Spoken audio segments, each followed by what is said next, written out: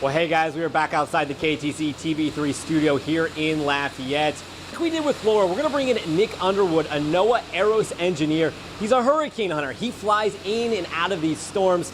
Nick, we appreciate you coming back on with us. Delta, another storm. We just had you a couple weeks ago. How do these two storms differ or compare?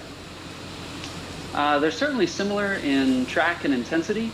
Hurricane Laura formed closer out to the Antilles and was one of those long track storms that we see come across the Atlantic and then work its way up towards the Gulf Coast. Delta formed more in that area in the western part of the Caribbean, made its way across the Yucatan, and is now heading its way up towards your guys. They're certainly similar storms, but just different points of genesis. You guys did some flights through the storm, as you guys always do. That's obviously your job.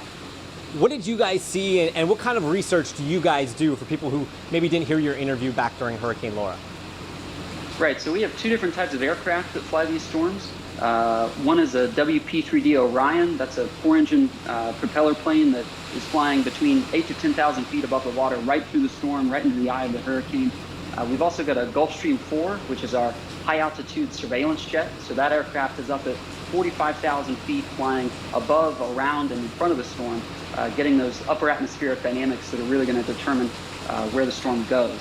I was on the Gulfstream 4 for Delta. We flew 2 missions earlier this week, and the other crew on the jet flew 2 other missions, just getting all of that atmospheric data that we can so that the forecasters at the National Hurricane Center can use that data to improve the forecast models and let you folks know that storms coming your way quicker. Are hurricanes structurally different from one another? I mean, the same kind of physics and dynamics drive each one the same way.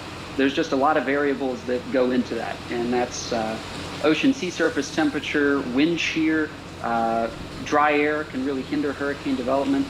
Structurally, the dynamics are all the same, but the variables that go into that change constantly.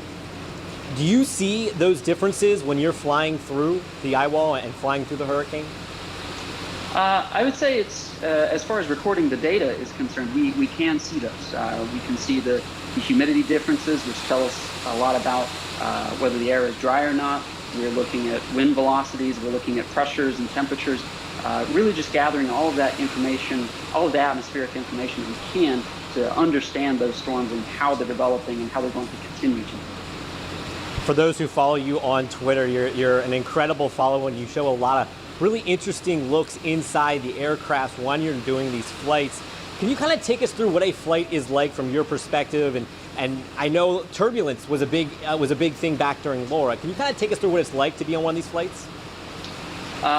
It's really exciting and important job. My role is sitting in the back of the aircraft, deploying these atmospheric sensing instruments called dropsondes.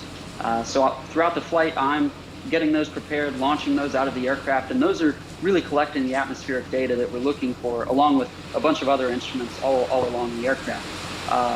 The ride on the P3 is certainly very bumpy when you're going through the eye wall, when you're down, in the mess of the storm. The Gulfstream tends to be above the more violent thunderstorms that are part of the hurricane, but you can still get some bumps up there as well. So it's definitely some exciting work. And one last question before we let you go. You talked about the dropsondes and the fact that they collect data. Can you kind of walk us through what their life is? You drop them out of the aircraft, and what happens to them, and what data are they sending back? Right, so once we deploy these instruments out of the aircraft, immediately they start collecting temperature, pressure, humidity, wind speed, and wind direction data. There's a radio transmitter inside the instrument that is sending that data back to the aircraft in real time. And then once it hits the ocean, it's finished collecting data. The dropsondes are designed to sink, so they sink down through the water column. So unfortunately, we can't get them back. They are expendable. But the data they're collecting is incredibly important to forecasting both the track of these storms and their intensity.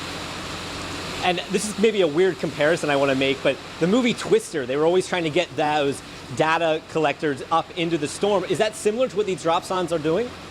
We're certainly a little more sophisticated than Pepsi cans, but the idea is kind of the same. You're launching an instrument, a remote sensing instrument, into this storm to gather the atmospheric data that you're going to need to forecast what it's going to do. He's Nick Underwood, an aerospace engineer for NOAA, who flies through these hurricanes to collect data. Nick, I appreciate you coming on with us. Absolutely. Thank you for having me.